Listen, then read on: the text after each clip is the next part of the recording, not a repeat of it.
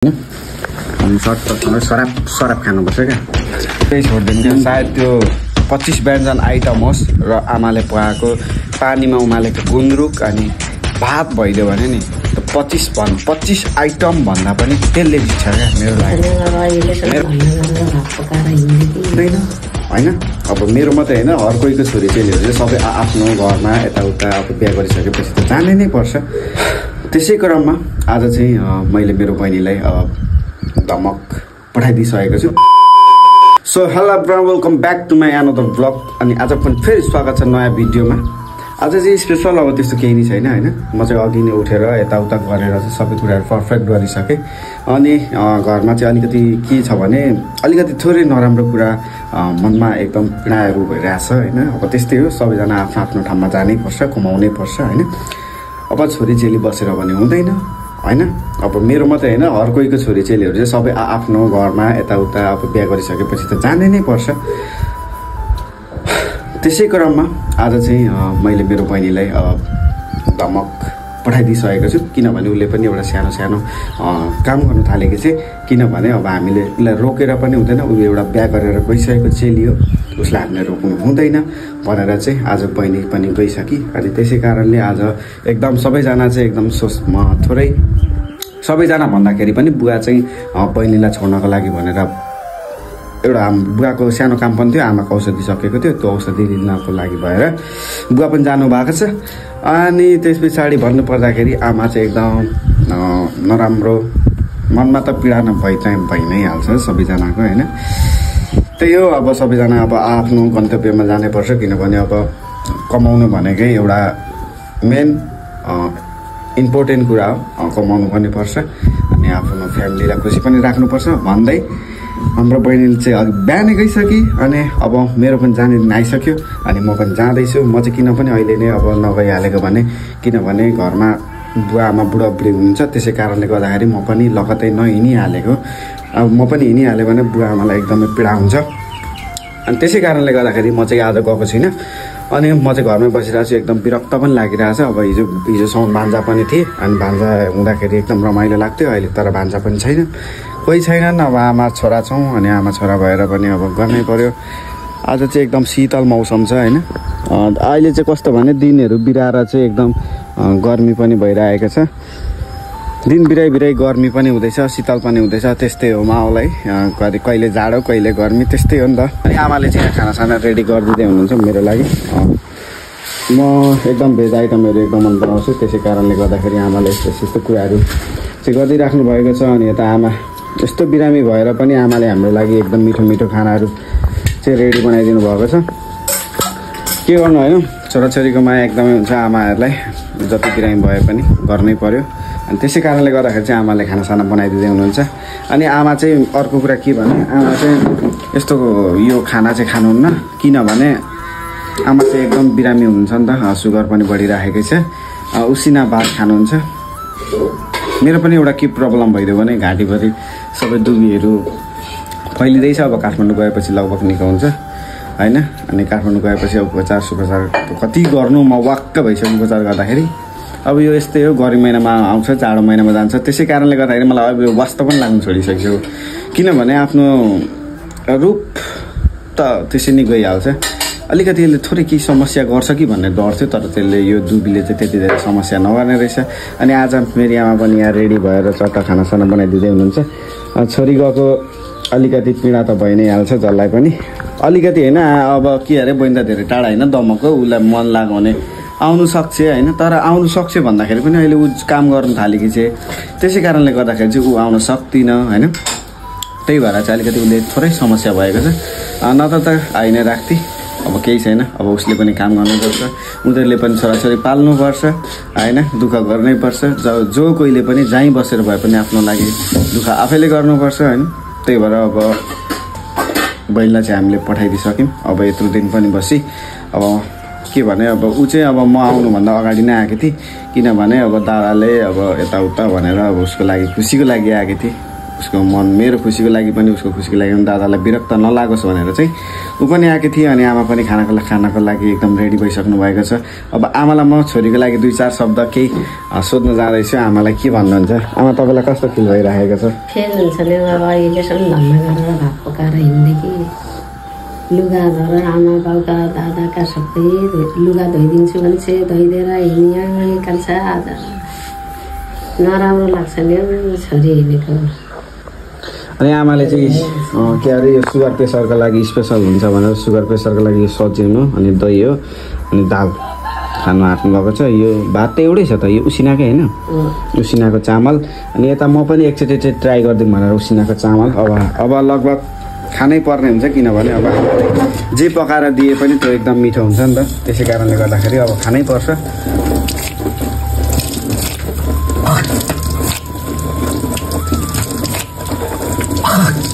मेरो भिडियोहरू चाहिँ एकदम थोरै अर्कै टाइपको हुन्छ है, नर्मल टाइपको हुन्छ, नर्मस टाइपको हुन्छ। अब आमाले दमादम भात खाँदै हुन्छ। आमाको चाहिँ कान तुइएर आमाको चाहिँ कानमा लागेको बजारे चाहिँ हामीले फुकालेर राखेका छौँ। अब बिस्तारै सुनको सकिएछ भने लगाइदिनुपर्छ, होइन भने अब बजारैमै भए पनि चित्त बुझाउँ भनेर चाहिँ आमालाई केही छैन। अब म चाहिँ अब टक्कसँग दालसँग चट्टा हालेर चाहिँ यसरी खानुपर्ने हुन्छ किनभने एकदम मिठो हुन्छ क्या दहीसँग चाहिँ।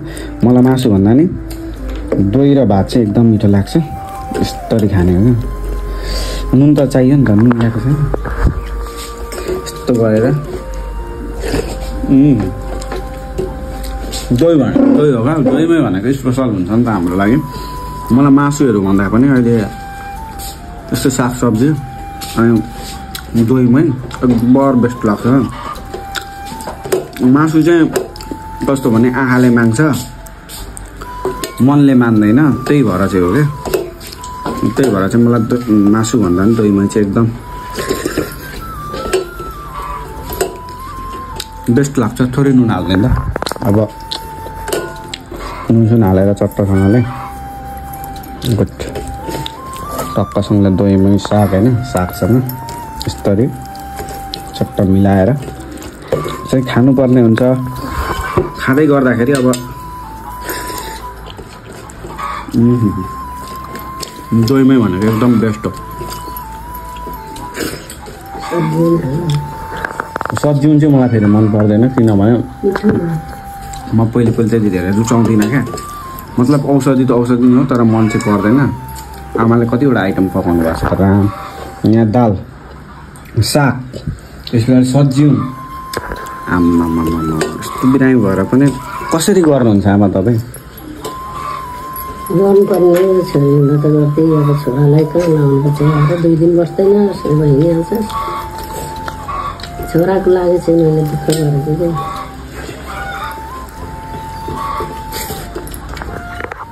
स्पेसल छ होइन, अब खानै पर्छ। यस्तो मिठो बनाएर आमाले खुवाउनुहुन्छ चट्ट। कतिलाई चाहिँ यस्तरी भातमा दही सही हालेर मन पर्दैन होला। म चाहिँ गाउँले परेँ हजुर होइन, मलाई त्यसरी ठिक लाग्छ, मिठो लाग्छ है। यस्तो स्वादिष्ट लाग्दैन। कसैको चाहिँ पिउने बानी हुन्छ, कसैले चाहिँ घिनाउनु हुन्छ, तर प्लिज नघिनाइदिनु होला। मलाई चाहिँ यसो नै बेस्ट लाग्छ, यस्तो सही लाग्छ होइन। चट्ट साग हाल्ने अलिकति यस्तो पारेर चाहिँ चट्टसँगले। यो खोर्सानी चाहिँ म खान सक्दिनँ अनि चट्टसँग सराप खानुपर्छ क्या।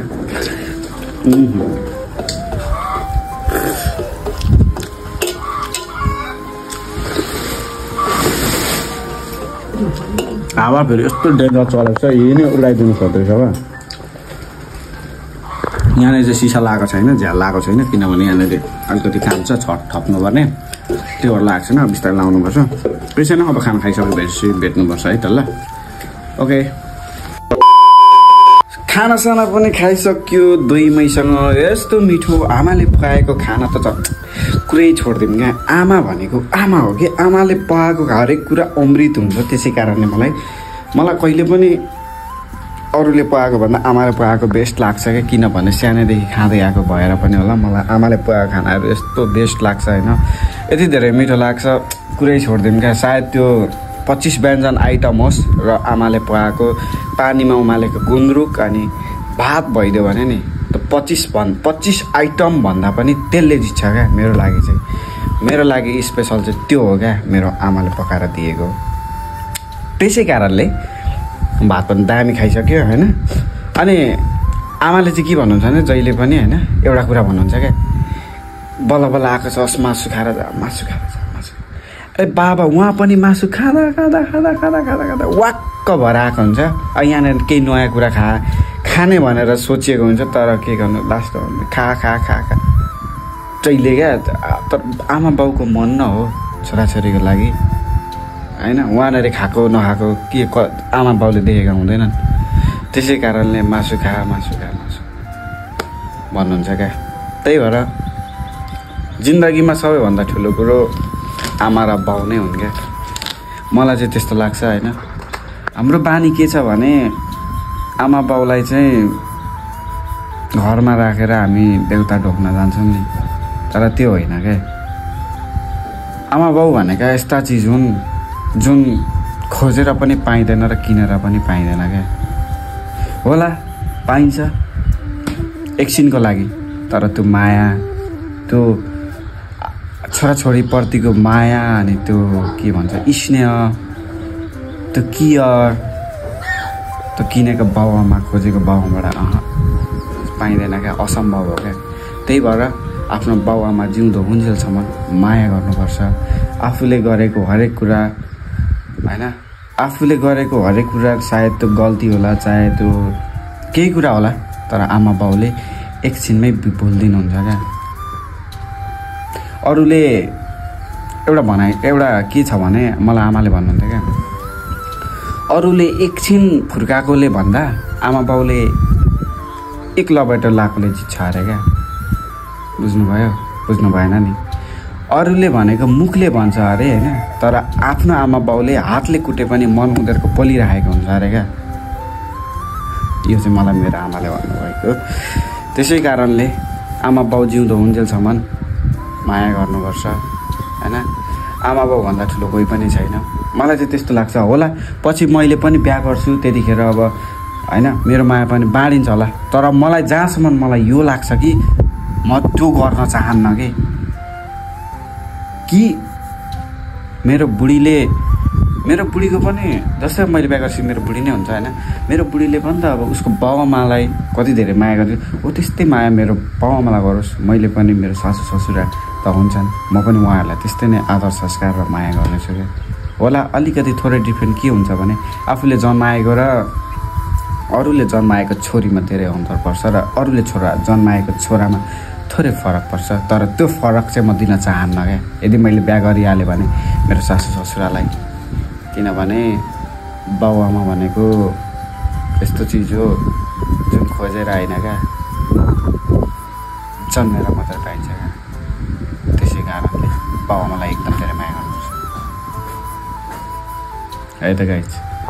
अनि अरू त अब के भनौँ, अब यस्तै मेरो कुरा यस्तै सधैँभरि यस्तै नै आउँछ। अनि आज चाहिँ अब बहिनी नभएको कारणले गर्दाखेरि अब यस्तै छ, ओछ्यानहरू लथालिङ्ग छ, केही गर्नै मन लागेको छैन। आमालाई पनि के यस्तो विरक्त लागिरहेछ, यस्तै छ ओछ्यानहरू। अहिले कसैले पनि केही मिलाउन सकेको छैन, केही नै गर्न सकिएको छैन। अब घर सम्हाल्नलाई अलिक कठिनै पर्छ, किनभने बडा कुरा चाहिँ मैले गरिसकेँ। बिहानै उठेँ, धन्ना मस्काइदिएँ आमाको, अनि त्यस पछाडि अब